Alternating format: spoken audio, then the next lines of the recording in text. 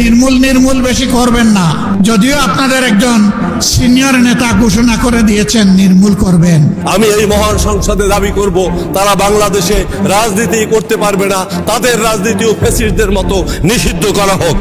অতীতে যারা নির্মূল করার ঘোষণা দিয়েছিলেন তারা নিজেরাই আজকে নির্মূল হয়ে গেছে। নির্মূল নির্মূল বেশি করবেন না।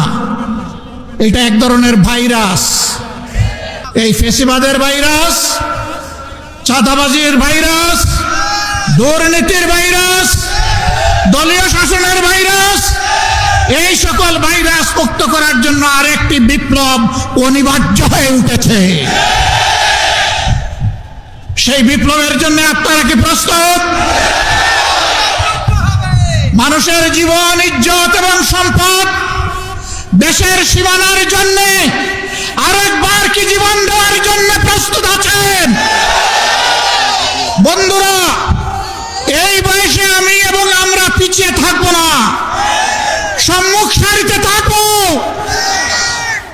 আড়ালে আবদালে নয়। তবুও বাংলাদেশের দিকে কাউকে লাল চোখ দিয়ে তাকাতে দেব না ইনশাআল্লাহ। কোন কালো হাত বাড়ালে সেই হাত গুড়িয়ে দেওয়া হবে।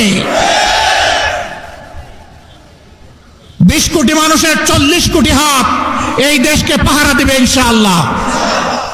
কারো বাবার সাধ্য নাই এ দেশের স্বাধীনতা এবং সার্বভৌমত্ব নিয়ে টানাটানি করার।